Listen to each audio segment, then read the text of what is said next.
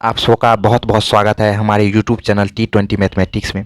आज की इस वीडियो में हम परसेंटेज के कुछ ऐसे सवालों को सेलेक्ट किया हूं जो आपके कम्पिटिटिव एग्जाम में 100% गारंटी रखता है पूछे जाने की।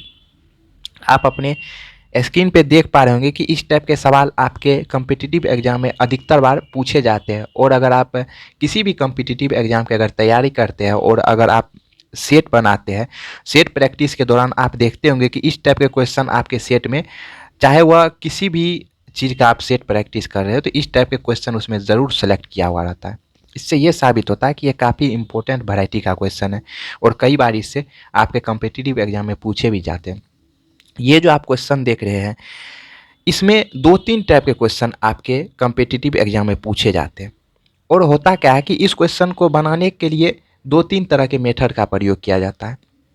उसमें से कुछ ऐसे मेथड होते हैं जो काफ़ी शॉर्ट होते हैं और उस मेथड को अप्लाई करने के बाद आप बहुत आसानी से सवालों को बहुत जल्दी में सॉल्व कर पा सकते हैं। लेकिन होता क्या है कि जब हम कम्पिटिटिव एग्जाम जब हमारे एग्ज़ाम की डेट आती है और जब हम एग्ज़ाम देने जाते हैं और एग्ज़ाम हॉल में अगर हमारे कंप्यूटर स्क्रीन पे ये सवाल आता है, तो उस समय हमारा वो शॉर्ट वाला मेथड हमारे दिमाग से ही हट जाता है। बशर्ते हम वहाँ बहुत कोशिश करने के बाद भी इस सवाल को बनाने का कोशिश करते हैं, लेकिन होता क्या है कि जो हमारा आंसर रियल में आना चाहिए वो आंसर नहीं आके गलत आंसर में हम टिक करके आ जाते हैं। इसका मेन कारण होता है कि हमने जो शॉर्ट मेथड सीखा था वो मेथड आसान है, लेकिन आपका समय भी बचाता है, इस बात को भी हम मानते हैं, लेकिन आपके कॉन्सेप्ट को वहाँ क्लियर नहीं कर पाया था, इसी कारण बस आप भूल जाते हैं। कोई भी चीज़ व्यक्ति तभी भूलता है जब उनकी पूरी कॉन्सेप्ट आपके लिए 100% आपके दिमाग में नहीं उतारा गया हो। तो आज की इस वीडियो में हम इस टाइप के सवाल के लिए ऐसे कॉन्सेप्ट को हम बताऊंगा जो अगर आप आज इस वीडियो को देख लेंगे तो 80% तो आपको अभी ही याद हो जाएगा वो कॉन्सेप्ट। और अगर आप इस टाइप के क्वेश्चन को पुनः रिवीजन कीजिएगा और सेट प्रैक्टिस के दौरान बनाइएगा तो आपका वह 100% हो जाएगा, अर्थात आपके दिमाग में पूरा का पूरा बना रह जाएगा। चाहे वह किसी भी कम्पिटिटिव एग्जाम का एग्ज़ाम देने जाइए आप, वहाँ आप, हमारा दावा रहेगा कि आप सही आंसर को ही टिक करके आइएगा। तो चलिए हम स्टार्ट करते हैं आज के पहले क्वेश्चन से। आज का जो पहला क्वेश्चन है उसमें कहा गया है कि एक आयत की लंबाई में 60% की वृद्धि की गई है। बताएं कि समान क्षेत्रफल बनाए रखने के लिए उसकी चौड़ाई को कितने प्रतिशत घटाना होगा। यहाँ बताया जा रहा है कि कोई आयत है, उसकी लंबाई में 60% की वृद्धि की गई है, जबकि उसका क्षेत्रफल को जो है हमें समान ही रखना है, तो उसके चौड़ाई में कितने प्रतिशत हमें घटाना होगा। थोड़ा सा मैं फिगर के नज़रिए से इसे समझाता हूँ, फिर मैं इसे काफ़ी बारीकी से आपको बताऊँगा बनाने के लिए। तो घबराइएगा नहीं, वीडियो थोड़ा सा लॉन्ग होगा लेकिन मेथड आपको सिखा के जाऊँगा। सबसे पहले ये आयत हो गया, ठीक, ये आयत है और आयत में आप जानते हैं कि ये जो है ये इसको लंबाई कहते हैं, ये जो है चौड़ाई कहते हैं। और इसका आयत जब है तो इसका कुछ ना कुछ ये क्षेत्रफल होगा। ये लंबाई हो गया, ये चौड़ाई हो गया। लंबाई और चौड़ाई को अगर आपस में हम गुणा करते हैं तो क्या निकलता है? क्षेत्रफल निकलता है। उनके बाद सवाल में कहा जा रहा है कि लंबाई में 60% की वृद्धि की जाएगी। तो मतलब पहले जो लंबाई थी उससे थोड़ा सा बढ़ेगी, 60% का अगर वृद्धि किया जाएगा तो ये पूछ रहा है कि लंबाई इतना बढ़ गया, ठीक। अगर लंबाई में वृद्धि कर दिया जाए और बोल रहा है कि क्षेत्रफल को समान रखना है, क्षेत्रफल समान रखना है तो चौड़ाई में तो कमी करना पड़ेगा। अगर लंबाई को भी बढ़ा दीजिएगा, चौड़ाई को भी उतने रखिएगा तो क्षेत्रफल ज़्यादा आ जाएगा ना। तो इसलिए हमें क्या करना पड़ेगा? चौड़ाई में थोड़ा सा कमी करना पड़ेगा। तो उनके पश्चात जो है ये हो गया हमारा लंबाई और ये हो गया चौड़ाई और ये हो गया क्षेत्रफल। तो हमसे पूछा जा रहा सवाल में कि जो क्षेत्रफल यहाँ रहेगा इस आयत में, वही क्षेत्रफल यहाँ भी रहना चाहिए। लंबाई जो है पहले से 60% ज़्यादा बढ़ जाना चाहिए। तो चौड़ाई जो है पहले से देख रहे कम करना पड़ेगा, तभी ना, पहले से चौड़ाई कम करेंगे तभी ना क्षेत्रफल दोनों जगह समान आएगा। तो वही हमसे पूछा जा रहा है कि चौड़ाई में कितने प्रतिशत की कमी करना पड़ेगा, उस कमी को आप बताइए, ठीक। ये हमसे सवाल जो है पूछा जा रहा है, हमने आपको चित्र के माध्यम से इसको समझाने का प्रयास किया। चलिए अब हम इसे बनाने का कोशिश करते हैं। बनाने के लिए हमने पहले ही बताया कि इसके लिए 2-3 मेथड है, लेकिन जो सबसे सटीक मेथड रहेगा, जो आपके एग्जामिनेशन हॉल तक याद रहेगा, उस मेथड का हम प्रयोग करेंगे। सबसे पहले एक चीज़ आप लोग जानते होंगे कि अगर मैं आयत की क्षेत्रफल की बात करूँ तो वह क्षेत्रफल बराबर होता है लंबाई गुने चौड़ाई। क्षेत्रफल बराबर लंबाई गुने चौड़ाई होता है। और हमें चौड़ाई के बारे में पूछा जा रहा है कि चौड़ाई में कितना प्रतिशत घटाना चाहिए, कितना प्रतिशत का कमी करना चाहिए। अगर मैं यहाँ से चौड़ाई निकालूं तो चौड़ाई को अगर रखेंगे तो क्षेत्रफल बटे लंबाई हो जाएगा। ये तो आप लोग जानते होंगे कि चौड़ाई अगर निकालेंगे तो ये क्षेत्रफल बटे लंबाई होंगी। ये बात अगर मैं बोलूँ तो ये जितने भी स्टूडेंट अगर जनरल कंपटीशन का तैयारी कर रहे हैं, ये सब चीज़ 4-5 क्लास में ही पढ़ाया जाता है। ये चीज़ आपके ध्यान में 100% होगा। मतलब इस बात को आप लोग भली भांति जानते होंगे कि क्षेत्रफल इक्वल टू लंबाई गुने चौड़ाई होता है, और चौड़ाई को अगर रखेंगे तो क्षेत्रफल बटा लंबाई होगा, अगर लंबाई को रखेंगे तो क्षेत्रफल बटा चौड़ाई होगा। ये बात आप लोग काफ़ी अच्छी तरीके से जानते हैं। तो एग्जामिनेशन हॉल में जब हम रहेंगे तो ये काम करने का वहाँ ज़रूरत नहीं है, ये नहीं लिखना है। चलिए अब जो चीज़ हमें करना है, जो इम्पोर्टेंट चीज़ है, उस चीज़ पर हम गौर करेंगे। यहाँ हमसे पूछा जा रहा है कि क्षेत्रफल में कितना % घटाना है। तो सबसे पहले है जो यहाँ हम चौड़ाई का, हमको इसका मतलब रेशियो निकालना है, यही ना, सॉरी, यहाँ चौड़ाई में बोल रहा है कितने प्रतिशत घटाना है, तो इसका मतलब हमको चौड़ाई का है रेशियो प्राप्त करना है। तो सबसे पहले चौड़ाई का जो रेशियो प्राप्त करेंगे वो पूर्व में हम ये चीज़ प्राप्त करते, पूर्व में कितनी चौड़ाई थी और वर्तमान में कितनी चौड़ाई थी, तभी ना हम चौड़ाई का परसेंटेज निकाल पाएंगे। पहले रेशियो निकालेंगे, उसके बाद हम परसेंटेज की बात करेंगे। तो यहाँ बोला जा रहा है कि क्षेत्रफल दोनों जगह समान रहना चाहिए।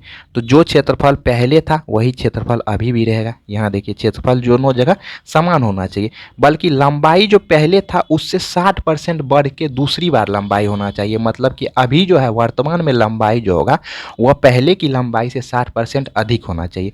चलिए अगर हम मान ले पहले लंबाई 100 था, तो अभी अगर लंबाई की बात करें तो ये 160 हो जाएगा ना। और रेशियो में जानते हैं, सॉरी ये रेशियो का चिन्ह, अगर रेशियो में ये क्षेत्रफल दोनों जगह समान है तो कट जाएगा। यहाँ 0 से 0 कटेगा, 2 से 8 बार में कटेगा, 2 से 5 बार में कटेगा। अगर रेशियो में ये अब आ गया 1/5 और 1/8, 1/5 इस टू 1/8। अगर मैं इसके रेशियो लिखने की बात करूँ, रेशियो में अगर बट्टा के रूप में होता है तो ये इस प्रकार से उलट जाता है। मतलब इसका रेशियो 5 हो जाएगा और इसका रेशियो 8 हो जाएगा। तो ये 5:8 हो गया। अब देख पा रहे होंगे कि पहले जो है चौड़ाई था 5, अब चौड़ाई कितना हो गया 8। लेकिन हमें जो चौड़ाई में क्या करना है, कमी करना है। तो कमी करना है तो हमें कितनी की कमी करना पड़ेगा, हमें जो 3 कम करना पड़ेगा चौड़ाई में। चौड़ाई में पहले जो 5 था अब हो गया 8, तो हमें क्षेत्रफल को अगर समान रखना है तो चौड़ाई में कम करना पड़ेगा। 8 से हमें क्या करना पड़ेगा, 5 बनाना पड़ेगा। तो इसका मतलब हमें कितना कम करना पड़ेगा, अगर मैं प्रतिशत कमी निकालूं तो यहाँ हमें 3 कम करना पड़ेगा, 3 कम करना पड़ेगा। तो प्रतिशत कमी बराबर होता है जितना कमी हुआ उतना। और हम किस पे कमी कर रहे हैं, किस पे कमी कर रहे हैं, जो हमारा वर्तमान वाला है, जो अभी वाला जो हमारा आयत निकला उसी के चौड़ाई में कमी कर रहे हैं। तो उसका चौड़ाई 8 है, तो इसलिए 3/8 और गुने 100% निकालने के लिए 100% से गुना करेंगे, क्योंकि परसेंट जब हटाएंगे तो डबल जीरो आ जाएगा, नीचे में 0 0 कट ही जाएगा। तो मतलब 3/8 ही आया। चलिए इसे काटते हैं, 4 दूनी 8 और यहाँ से आ गया 25। तो ये हो गया हमारा 75/2%। अब जरा आंसर, सॉरी ये आ गया, देख लीजिए ये 25 या 75/2% आपका आंसर आ गया। जरा मैच कर लेंगे, 75/2 नहीं दिया गया। चलिए इसको हम पूर्णांक के रूप में लिख लेते हैं, तो ये आ गया हमारा 37.1/2%। आपका आंसर 75/2 भी रह सकता है, 37.1/2 भी रह सकता है। तो आप इसमें मिला लेंगे, कौन सा है, बी नंबर ऑप्शन जो है 37.1/2, जो बिल्कुल सही होगा। हम आशा करते हैं कि अब इस प्रकार का क्वेश्चन आप एग्जामिनेशन हॉल में रहिए या कहीं भी आप अगर सेट प्रैक्टिस के दौरान भी आप बनाइएगा तो इस टाइप का क्वेश्चन आप ज़िंदगी में कभी नहीं भूल पाइएगा। अब जहाँ तक की बात रहा कि हम अगर एग्जामिनेशन हॉल में बैठे रहे, इतना बातों को अगर बनाएंगे तो वहाँ तो हमारा समय से पहले क्या, समय के बाद भी हम सारे क्वेश्चनों को अटेम्प्ट नहीं ले पाएंगे। तो जी हाँ दोस्तों, उसके लिए भी हम एक मेथड को खोज लिए हैं। उस मेथड का यूज करके आप इसी सवाल पे हम उस मेथड को भी अप्लाई करते हैं, आप काफ़ी जल्दीबाजी में वहाँ बना पाइएगा। चलिए हम इसी सवाल को उस मेथड से ज़रा बनाने का कोशिश करते हैं। अगर आप एग्जामिनेशन हॉल में बैठे हुए हैं तो इतना कुछ नहीं करना है, सिर्फ आपको ये चीज़ करना है कि पहले वाला ये पूर्व और ये बाद वाला, मतलब कि अभी वर्तमान वाला। हमें चौड़ाई के बारे में जानना है, चौड़ाई के बारे में जानना है। तो ये क्षेत्रफल जो होगा दोनों जगह तो समान ही रहेगा, क्षेत्रफल दोनों जगह समान ही होगा। लंबाई जो है पहले था 100, अब 160 हो गया। जल्दी से इसे काट लेंगे, ये हमारा हो गया 5, ये हमारा और ये 8। अगर देख रहे हैं कि ऊपर में जो है क्षेत्रफल क्षेत्रफल कट गया, तो हम जानते हैं कि रेशियो लिखते समय ये पलट के 5 हो जाएगा, ये 8 हो जाएगा। तो डायरेक्ट हम यहीं से पता कर लेंगे कि ये इससे कितना कम है, तो ये इससे 3 कम है। 3 कम है तो ये हमारा हो गया 3/8, 3/8%। और 100% से गुना कर देंगे, ये हो गया 25, तो ये हमारा हो गया 75/2 इसी परसेंट, और इसी को लिख सकते हैं 37/1/2%। ये हमारा वाला जो क्वेश्चन आप देख पा रहे होंगे कि ये आप पहले जिस टाइप के क्वेश्चन बनाए थे उसी टाइप का क्वेश्चन है, लेकिन इसमें जो है हमारे पास दिया गया है एक आयत की लंबाई में 16.66% की वृद्धि की गई है। तो बताइए कि समान क्षेत्रफल बनाए रखने की उसकी चौड़ाई में कितना उसकी चौड़ाई को कितना प्रतिशत घटाना होगा। हालांकि सवाल एक ही, जैसा कि आप इससे पहले सवाल बनाए थे उसी टाइप का ये भी सवाल है, लेकिन सिर्फ अंतर ये है कि अगर आपका जो पॉइंट के रूप में परसेंटेज का वैल्यू दिया हुआ हो, या पॉइंट के रूप में बढ़ रहा हो, या पूर्णांक के रूप में बढ़ रहा हो, तब आपको कैलकुलेशन करने में काफ़ी परेशानी होगी। कैलकुलेट करते करते आप थक जाइएगा आपका आंसर तक पहुंचने में। इसलिए अब इस सवाल को कैसे हम आसानी से जल्दीबाजी में बना सके, चलिए उस मेथड को हम बताते हैं। हालांकि सारा मेथड वही रहेगा, सिर्फ कैलकुलेटिव पार्ट को हम थोड़ा सा मॉडिफाई करना चाहते हैं।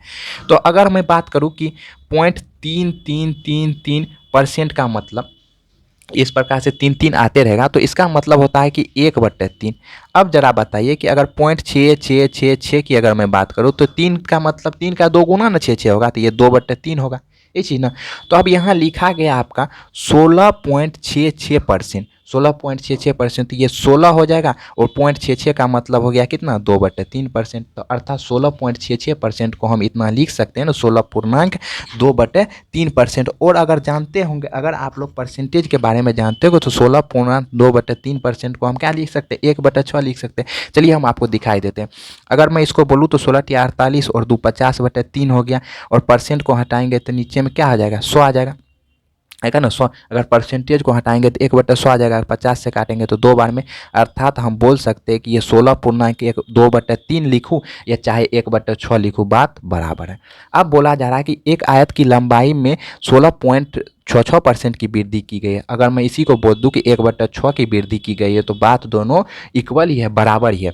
अब चलिए हम क्वेश्चन को बनाते हैं, उसी मेथड से बनाएंगे। सबसे पहले पूर्व, उसके बाद यहाँ जो हमें चौड़ाई के बारे में पूछा जा रहा है, तो इसलिए चौड़ाई का रेशियो हम निकालेंगे।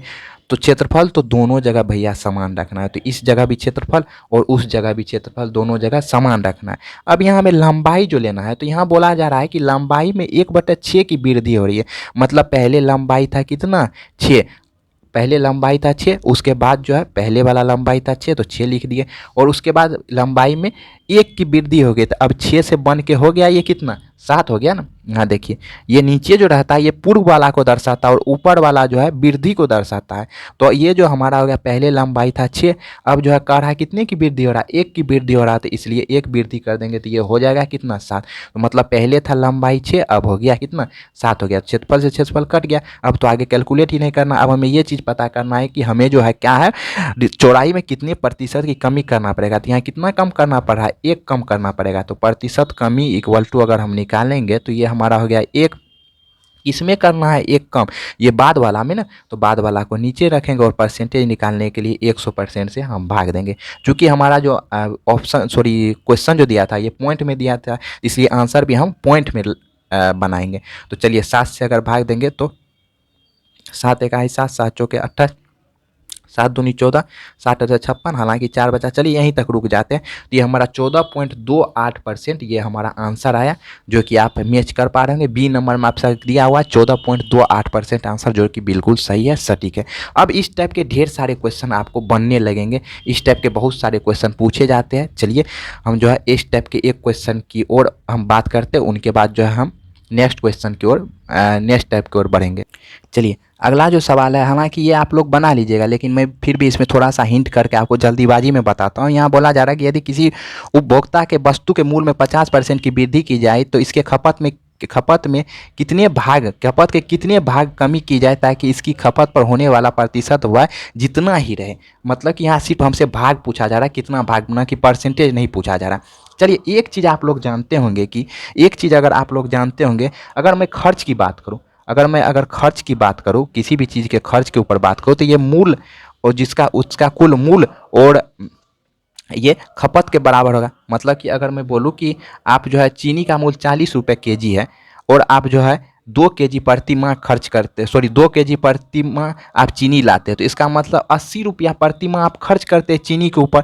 चीनी के ऊपर खर्च बोलिए या वाय बोलिए, ये सेम चीज़ है। अगर मैं यहाँ से जो खपत, चूँकि हमें पूछा जा रहा है कि खपत के कितने भाग में कमी आ रहा है, अगर मैं यहाँ से खपत को रखूँ तो ये क्या हो जाएगा, खपत को अगर मैं यहाँ से रखूँ तो ये वाय वट क्या हो जाएगा, मूल हो जाएगा और इक्वल टू ये खपत हो जाएगा। ठीक, ये बात तो काफ़ी आसान सी बात है, ये चीज़ आप लोग जानते होंगे। चलिए अब उसी प्रकार से जैसे हम सवाल को बनाते थे, पूर्व बाद लिखेंगे। यहाँ खपत के बारे में हमें पूछा जा रहा है तो इसलिए खपत लिखेंगे। यहाँ पूछा जा रहा है, कहा जा रहा है कि खपत में होने वाला व्यय जितना ही रहे, मतलब कि दोनों जगह खर्च जितना था उतना ही खर्च पहले भी रखना है और बाद में भी रखना है, तो खर्च दोनों जगह सेम ही रखे। चीनी के मूल में 50% की वृद्धि की जा रही है, मतलब मूल था पहले 100, अब बढ़ के हो गया कितना, 150 हो गया। तो चलिए वाई तो कट गया, ये कट जाएगा 0 से 0, ये 5 से 2 बार में, ये 5 से 3 बार में। चलिए यहाँ जो हमें सिर्फ क्या पूछा जा रहा है, यहाँ परसेंटेज नहीं पूछा जा रहा है, कितना भाग कमी किया जाना चाहिए। तो ये कितना कमी करना चाहिए, एक कमी करना चाहिए, किसमें, बाद वाला में ना, तो 3, तो 1/3 भाग हमें कमी करेंगे, तब जो हमारा जो होगा क्या होगा, जितना व्यय पहले होता था उतना ही व्यय बाद में भी रहेगा। तो आपका आंसर नंबर हो जाएगा बी नंबर ऑप्शन, एक